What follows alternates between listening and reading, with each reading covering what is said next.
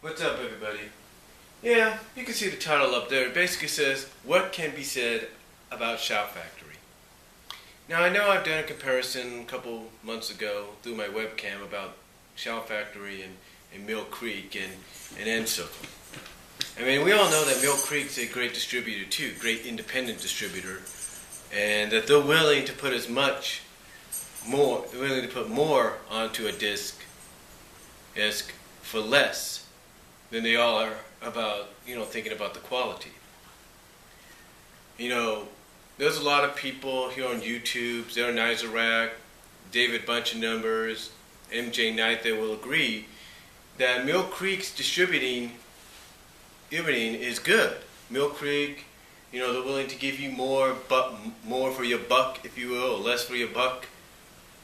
And but the difference between them and Shout Factory and even End Circle is End Circle and Shout Factory don't use sleeves, if you will, DVD or CD sleeves for distribution. The reason I say that is because it's, as clever as that is, you never know one day when somebody might just end up basically, getting into it like a kid, tearing up the sleeves, and then you don't have them anymore. It's like, what are you going to do next? That's why a lot of people pretty much end up buying the multi-disc cases like I do, so that in case something like that happens, I'll have a multi-disc case right there. But again, the biggest difference though is the quality. Mill Creek, like I said, basically is quantity over quality, and for less. And that's good. That's good. But I think what Mill Creek needs to do is start realizing that they need to focus on the quality plus the quantity at a decent price. But again, what can be said about Shout Factory that I don't think anybody else has said? I mean, here you have a company known for CDs, known for releasing multiple DVDs and Blu-rays on just about any subject and movie and live action series. And the way they do it is so phenomenal. The way they do it is so, I know I'm being biased here, but it's so unique. They listen basically to the fans. I don't know if Mill Creek and End Circle do, but Shout Factory, they listen to the fans. I recall watching Zara Nizarak's video on the Transformers, his series of Transformer videos, and when he got to the Rhino ones, he said even though he didn't have them, from what he understood, basically the Rhino ones were not that good, and it took them almost halfway through the series, towards the end of the series of G1 of Transformers, to get it right. Now, some people might say, and even I've said this, that the excuse you'd want to give them is the fact that DVD was new. The main focus for DVD was not just the picture quality being clearer and crisper at that time, but also the fact that with DVD you could do the 5.1 surround sound and not have to worry. That was the big deal. That was the main big deal when DVDs came out. The fact that you could do the 5.1 surround sound and not worry about it. Because you pretty much thought that was the fad. Everybody wanted everything in 5.1 surround sound. Can you imagine if Rhino would have gotten their hands on Sonic, what they would have done there? You can only imagine.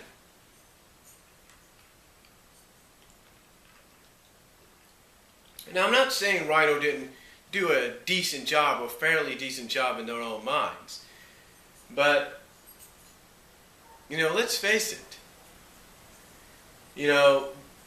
If you're going to give people what they want for the first time on DVD and make it one of the first of many, you need to basically not fix what is broken or not try to fix what is broken. I mean, I've said this before and I'll say it again. I think Rhino's initial plan, because I'm pretty much sure back even then when when they were releasing the G1 sets, that Rhino had it in their minds that, hey, if we use the work prints for this, it'll make it easier for us to transfer Transformers, G.I. Joe, and Jim onto Blu-ray. And I'm pretty sure that's when they thought they would still have the license. But I guess after so much complaint, they didn't have the license anymore. But again, that's where Shout Factory picked up the ball. You see, the only thing that Rhino ever did when it came to the Hasbro licensing is they finished the Transformer series. I'll give them that. They finished G1.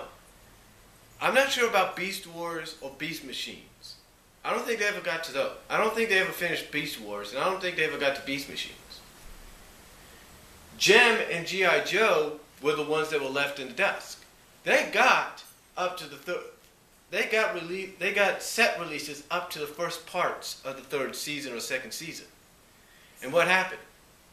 They ended up being canceled because at that time Hasbro had lost.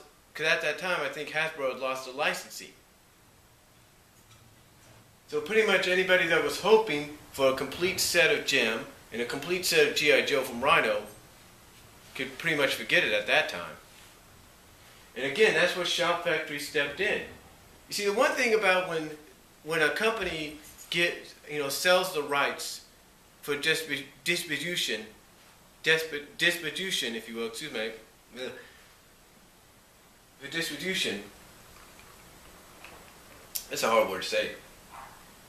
When they sell it, basically what they're doing is they're selling. When they sell the rights, actually, when they switch companies to distribute the material, they do it either because they feel another company is offering to do a better job, or they feel that if they want to make the shows relevant and continue to be a successful sell, they need to keep trying other companies and see what other companies can do. And when Shout Factory stepped up and said, hey, we'll take the license of Transformers and Gem and G.I. Joe, and we'll give you and we'll give the fans what they want. And believe it or not, that's exactly what they did. When it was announced that they were doing Transformers, and that they were doing it like this,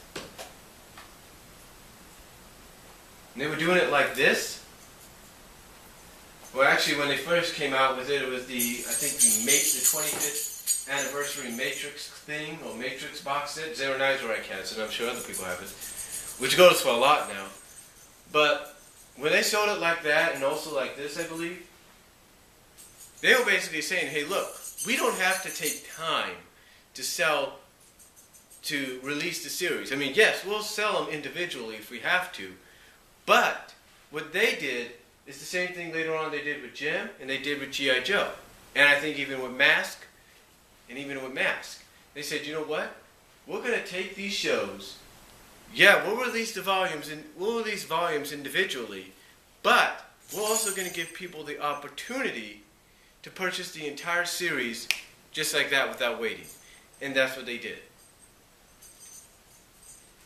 And believe it or not, they do have I'm pretty sure they do have some of the same features as before, but they have new features as well. Like with Transformers, you get some about the fans and stuff like that. You get a behind-the-scenes idea of why the show was created, just like with Gem.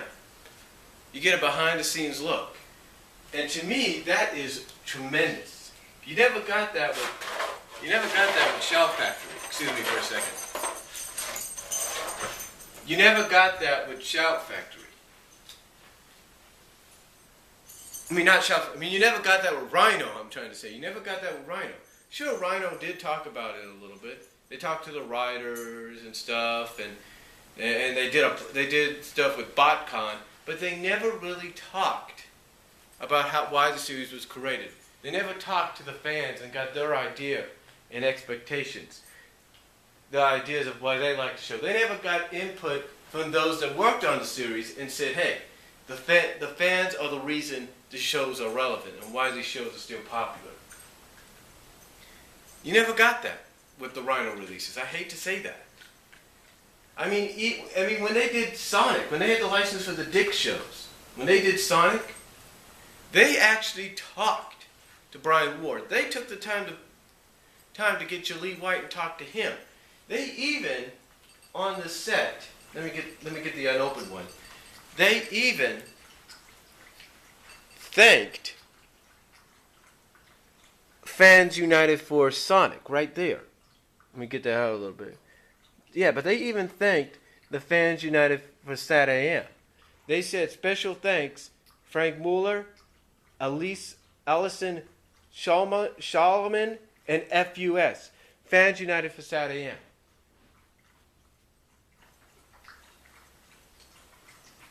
Rhino never did anything like that with any of those shows. They did. They even let the fans create the artwork for the covers. What other company lets you do that for the covers, the disc, the inside? What other company lets you do that? Nobody. Now, I'm not saying Shout Factory doesn't have its faults. It does. I mean, let's be honest. They also have a tendency to incomplete stuff, to make things incomplete. I'll give you an example. I'll give you a great example. It's right here, Heathcliff. This is the first 24 episodes on 4 discs. 4 discs. Now that shows you they care about the quality.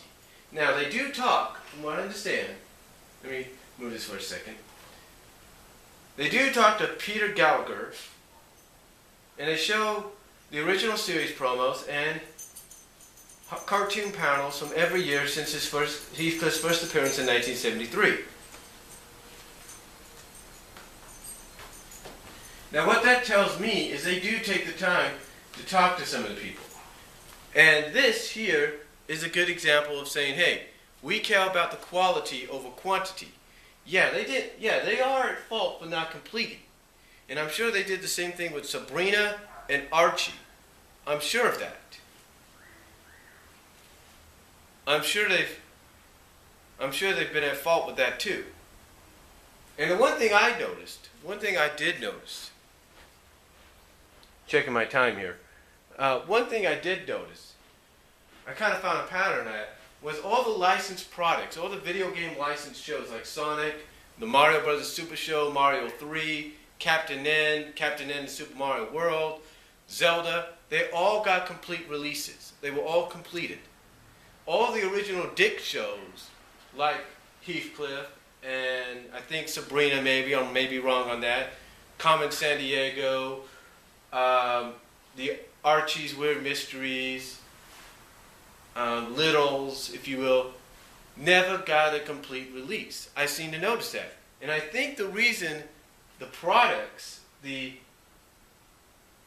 shows, the video game adaptions got complete releases is because they were for promotions. They were to basically say, well, basically the thing was, basically the thing that was being said was, with those video game adaptions being completed,